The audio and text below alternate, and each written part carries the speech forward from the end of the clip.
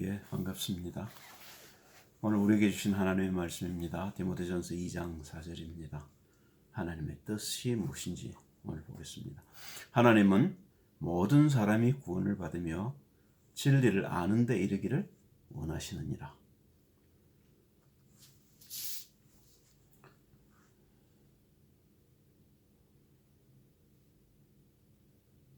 창세기 1장 1절을 보시면요. 태초에 하나님이 천지를 창조하시니라. 참 멋있게 시작을 하시지요. 처음부터 시작하신 하나님께서 시간과 공간을 창조하시고 그 속에 하나님이 그 우주를 다스릴 수 있도록 인간을 창조하셨는데, 특별히 어떻게 창조를 하셨냐면 1장 26절 28절을 사이를 보니까 그의 형상대로 창조를 하셨다는 겁니다. 읽어보겠습니다. 하나님이 가라사대 우리의 형상을 따라 우리의 모양대로 우리가 사람을 만들고 그로 바다의 고기와 공중의 새와 육축과 온 땅과 땅에 기는 모든 것을 다스리게 하자 하시고, 하나님이 자기 형상 곧 하나님의 형상대로 사람을 창조하시되 남자와 여자를 창조하시고 하나님이 그들에게 복을 주시며 그들에게 이르시되 생육하고 번성하여 땅에 충만하라. 땅을 정복하라. 바다의 고기와 공중의 새와 땅에 움직이는 모든 생물을 다스리라 하시니라. 인간만 하나님께서 하나님의 형상대로 창조를 하신 겁니다. 그래서 모든 생물을 다스릴 수 있는 힘이 있도록 하신 거죠. 첫 번째 하나님께서 그런데 언약을 주십니다. 그게 창세기 2장 17절입니다. 여호와 하나님이 그 사람을 이끌어 에덴 동산에 두사 그것을 다스리며 지키게 하시고, 여호와 하나님이 그 사람에게 명하여 가라사대 동산 각종 나무의 실과는 내가 임의로 먹되 선악을 알게 하는 나무의 실과는 먹지 말라. 네가 먹는 날에는 정령 죽으리라 하시니라. 우리가 언약 안에서 우주를 다스릴 수 있도록 창조된 겁니다. 그런데요, 창세기 2장 25절 3장 7절 사이를 보면 이 하나님의 언약을 떠나게 됩니다. 여기서 우리가 중요하게 봐야 될 것이, 그럼 왜 하나님께서 선하신 하나님이 악을 창조하셨느냐는 겁니다. 그죠? 근데 악이 없이는 우리가 선을 구별해낼 수가 없습니다. 반대되는 개념이 있어야 된다는 거죠. 그래서 악을 허락하신 겁니다. 악도 하나님이 창조하신 겁니다. 이사야서 45장 7절인가요? 아마 보면 하나님 그렇게 말씀하시죠. 어둠도 하나님이 창조하셨다고. 빛과 어둠을 하나님이 창조하신 거죠. 어둠 속에 있을 적에 우리는 모릅니다. 그러나 빛을 창조하면 우리가 빛을 알 수 있고 어둠도 알 수 있는 거죠. 어쨌든 이건 우리에게 대단히 중요한 문제입니다. 그런데 그 언약을 떠나게 되는데 그 떠나게 된 동기가 속아서 그렇습니다. 그죠? 그게 창세기 2장 25절 3장 7절입니다. 아담과 그 안에 두 사람이 벌거벗었으나 부끄러워 아니하니라. 벗었는데 부끄럽지 않았단 말입니다. 여호와 하나님이 지으신 들 짐승 중에 뱀이 가장 간교하더라. 뱀이 여자에게 물어가로되 하나님이 참으로 너희들아 동산 모든 나무의 실과를 먹지 말라 하시더냐. 여자가 뱀에게 말하되 동산 나무의 실과를 우리가 먹을 수 있으나 동산 중앙에 있는 나무의 실과는 하나님의 말씀에 너희는 먹지도 말고 만지지도 말라. 너희가 죽을까 하노라 하셨느니라. 뱀이 여자에게 이르되 내가 결코 죽지 아니하리라. 내가 그것을 먹는 날에는 너희 눈이 밝아 하나님과 같이 되어 선악을 알 줄을 하나님이 아심이니라. 여자가 그 나무를 본즉 먹음직도 하고 보암직도 하고 지혜롭게 할 만큼 탐스럽기도 한 나무인지라. 여자가 그 실과를 따먹고 자기와 함께한 남편에게도 주며 그도 먹은지라. 이에 그들의 눈이 밝아 자기들의 몸이 벗은 줄을 알고 무화과 나무에 뿔려 거치마를 하였더라. 창세기 2장 25절과 3장 7절 사이에 무언가가 일어난 겁니다. 그죠? 이걸 우리가 죽었다고 얘기하는 겁니다. 허물과 죄로 죽어버린 겁니다. 그런데 이런 우리를 그냥 두지 아니하시고 하나님이 새 언약을 주십니다. 창세기 3장 15절이죠. 내가 너로 여자와 원수가 되게 하고 너희 후손도 여자의 후손과 원수가 되게 하리니 여자의 후손은 내 머리를 상하게 할 것이요 너는 그의 발꿈치를 상하게 할 것이라 하시고, 그리고서는 하나님께서 가죽옷을 지어 입혀 보내시죠. 여호와 하나님이 아담과 그 아내를 위하여 가죽옷을 지어 입히시니라. 언약이라 말입니다. 22절 23절을 보시면요. 여호와 하나님이 가라사대 보라 이 사람이 선악을 아는 일에 우리 중 하나같이 되었으니 그가 그 손을 들어 생명나무의 실과도 따먹고 영생할까 하노라 하시고, 여호와 하나님이 에덴 동산에서 그 사람을 내어보내어 그의 근본된 토지를 갈리게 하시니라. 죄를 해결하기 전에 우리가 하나님의 말씀을 알면 안 되는 겁니다. 굉장히 중요하죠. 본래 생명과를 먹었으면 안 따먹어도 됐을 겁니다. 그런데 우리는 선악과를 선택을 한 겁니다. 이게 욕심이죠. 생명과를 먹었으면 우리가 선악을 이길 힘이 있습니다. 그런데 선악과를 먼저 따먹기 때문에 그 선악과를 따먹은 죄를 해결하기 전에 생명과를 먹어서는 안 되는 겁니다. 그래서 쫓아내 보내시는 겁니다. 그래서 하나님이 그리스도 예수를 이 땅에 보내신 것이지요. 죄의 문제를 해결하고 난 뒤에 다시 우리가 생명을 따먹을 수 있는 길이 열리게 되는 겁니다. 본론입니다. 로마서 3장 23절에 보시면 모든 사람이 죄를 범하였으며 하나님의 영광에 이르지 못하더니 왜 아담이 지은 죄를 나한테 덮으시오냐 말입니다. 그죠? 보통 사람들이 이렇게 얘기를 하는데 아닙니다. 아담이 죄를 짓고 하나님을 떠나서 그 하나님을 떠난 자리에서 우리가 나서 그렇습니다. 그리고 우리는 아담 안에서 아담과 함께 범죄한 자들인 겁니다. 우린 죄인인 겁니다. 날 때부터. 아담 안에서 아담과 하나가 되어서 하나님의 언약을 버린 겁니다. 로마서 5장 12절 14절을 보면 바울이 이걸 잘 표현해 놨습니다. 이러므로 한 사람으로 말미암아 죄가 세상에 들어오고 죄로 말미암아 사망이 왔나니 이와 같이 모든 사람이 죄를 지었으므로 사망이 모든 사람에게 이르렀느니라. 죄가 율법이 있기 전에도 세상에 있었으나 율법이 없을 때는 죄를 죄로 여기지 아니하느니라. 그러나 아담으로부터 모세까지 아담의 범죄와 같은 죄를 짓지 아니한 자들 외에도 사망이 왕노릇하였나니 아담은 오실 자의 표상이라. 대단히 중요한 이야기죠. 바울의 위대한 점이 여기 있습니다.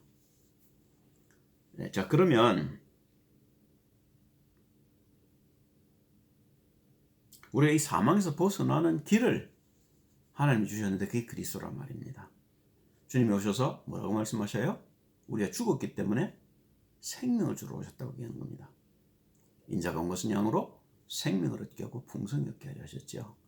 요한복음 14장 6절에도 보면 내가 길이요 진리요 생명이니. 그 말은요. 그리스도라는 말은 기름 부음 받은 자라는 뜻인데 성령을 가지고 이 땅에 오신 분 그 말입니다. 영이 생명이거든요. 그런데 우리가 그 영을 떠나 죽어버렸단 말입니다. 그런데 그 영이 육신을 입고 오셔서 육신을 십자가에 못 박으시고 부활하신 겁니다. 그 영을 받는 자들이 생명을 얻는 거죠. 요한복음 1장 12절 그래서 영접하는 자 곧 그 이름을 믿는 자들에게는 하나님의 자녀가 되는 권세를 주셨느니. 그죠? 그 영접만 하면 됩니다. 그리스도 예수를 내가 나의 구주로 영접할 적에 하나님의 영이 내 속에 오게 되는 겁니다. 그걸 우리가 구원이라는 겁니다. 그 구원을 얻게 되면요. 그러면 성령을 따라서 진리 가운데로 인도를 받게 됩니다. 그게 예배의 비밀입니다. 요한복음 16장 13절, 12절, 13절을 보시면 내가 아직도 너에게 이를 것이 많으나 제자들이 이걸 못 알아듣죠. 그렇지 않습니까? 그래서 부활하셔서 주님이 이 사실들을 설명하시고 성령을 어떻게 받는지를 가르치시고 그렇게 해서 마가의 다락방에서 성령을 받은 자들이 복음을 온전하게 깨닫게 된 겁니다. 그런데 지금은 성령이 오기 전에 이걸 깨달을 수가 없죠. 그래서 이런 얘기를 하시는 겁니다. 이럴 것이 많은데 못 알아듣는 겁니다. 왜요? 우리가 육신이기 때문에 그런 것이죠. 영을 받기 전에 우리가 하나님의 말씀을 깨닫는다. 어불성설 말이 안 되는 겁니다. 중들도 성경을 봅니다. 그런데 그분들이 그러면 성경을 깨달을 수 있겠느냐? 그건 쉽지 않을 겁니다. 예수를 구주로 영접하기 전에는 어려울 겁니다. 그러나 우리가 예수님을 사실대로 믿고 복음을 듣고 그리스도로 영접하고 난 뒤에 그 하나님의 말씀을 하나님의 말씀으로 받아들이고 그 말씀을 따라가기 시작할 적에 우리에게 진리라는 눈이 열리게 되죠. 그리고 그 진리를 우리가 알게 되면 그 진리가 우리를 속박에서 벗어날 수 있게 도와줍니다.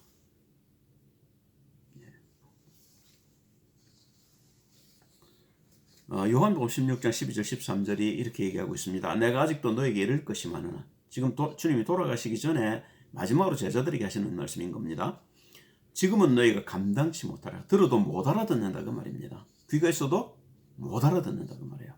그러하나 진리의 성령이 오시면 그가 너희를 모든 진리 가운데로 인도하시리니 그가 자유로 말하지 않고 오직 듣는 것을 말하시며 장래 일을 너희에게 알리시리라. 이게 사실은 기도의 비밀입니다. 그죠? 기도 안에서 우리가 하나님의 음성을 들을 수 있는 겁니다. 그죠? 요한복음 8장 31절 32절을 보시면 예수님이 미리 그렇게 말씀을 하셨죠. 아버지께 그러므로 예수께서 자기를 믿은 유대인들에게 이르시되 너희가 내 말에 거하면 참내 제자가 되고 진리를 알지니 진리가 너희를 자유케 하리라. 진리가 우리를 자유케 하는 겁니다. 그 말은요, 진리를 모르면 우리가 구원을 받았는데도 속박에 매여 있단 말입니다. 그죠? 이게 우리가 순종해야 될 이유입니다. 걸음걸음 우리가 하나님의 말씀을 따라, 그게 예배의 목적이죠. 그죠? 예배를 주님이 이렇게 표현해 놓으셨어요. 요한복음 4장 23절 24절에 보면 아버지께 참으로 예배하는 자들은 성령과 진정으로 예배할 때가 오나니 곧 이때라. 아버지께서는 이렇게 자기에게 예배하는 자들을 찾으시느니라. 하나님은 영이시니. 그래서 우리가 영이 필요하단 말입니다. 하나님이 영이시기 때문에 우리가 영으로 그 영을 아는 겁니다. 영이 아니고 어떻게 하나님의 영을 알겠냐 말입니다. 그게 고린도전서 2장에 하는 말이죠. 바울이 2장 10절에서 14절 사이에 바울이 그런 얘기를 하고 있지 않습니까? 성령이 아니고 어떻게 하나님의 깊은 것을 통달하겠느냐. 예배하는 자가 신령과 진정으로 예배할지니라. 성령 안에서 예배해야 된다 그 말입니다.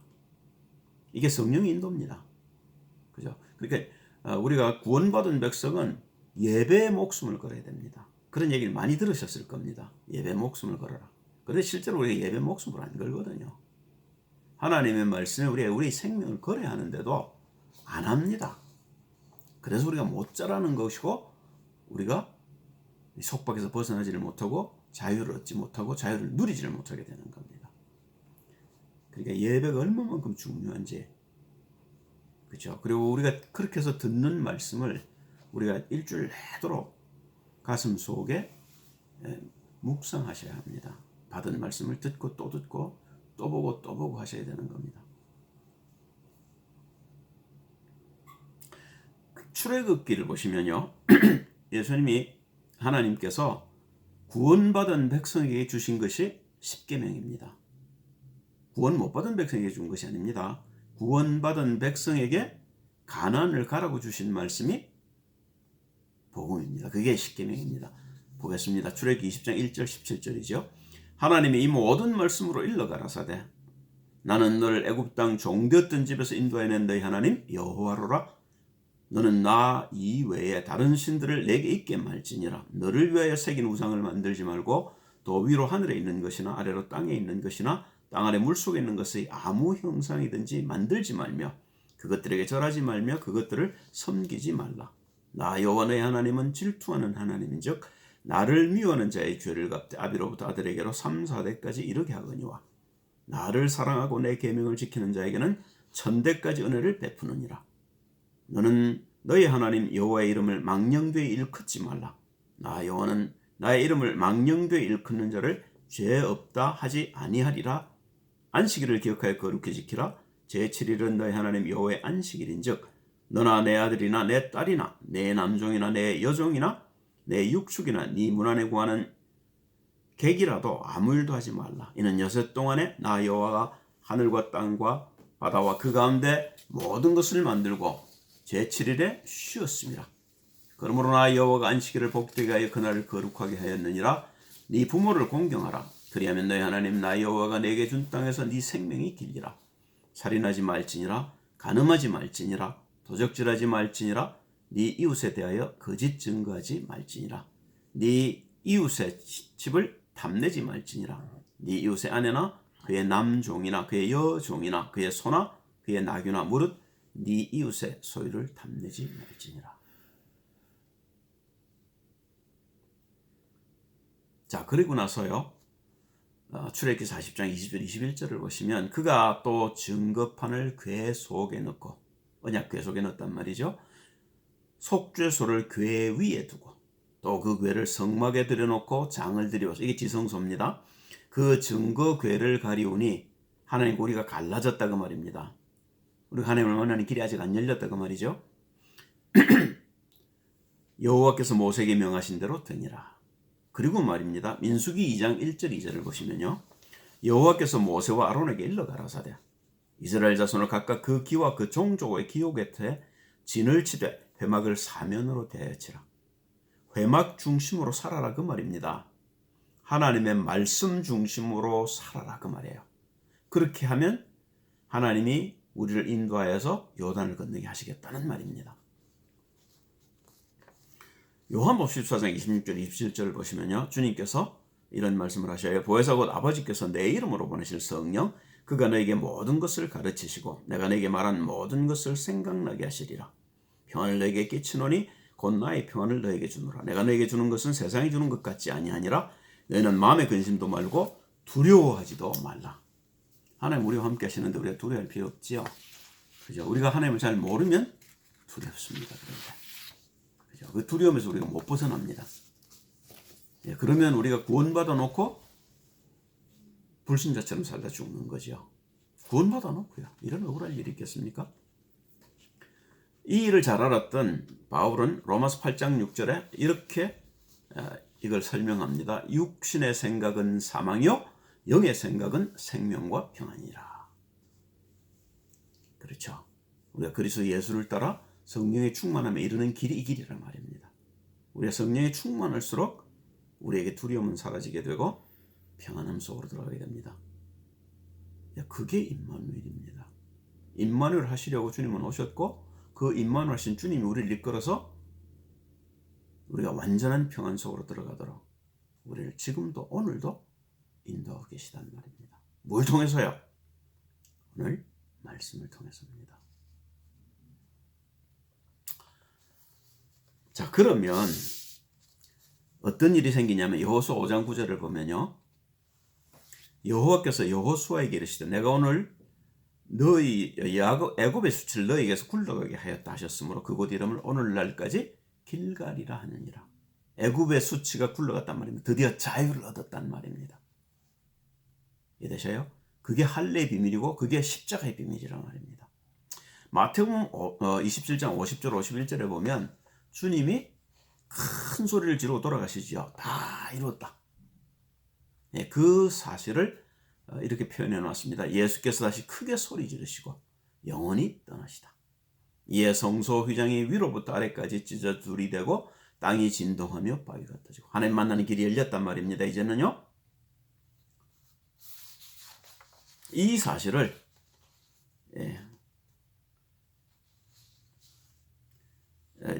이해하고 이제 기억하는 사람들이 해야 될 일은 한 가지입니다.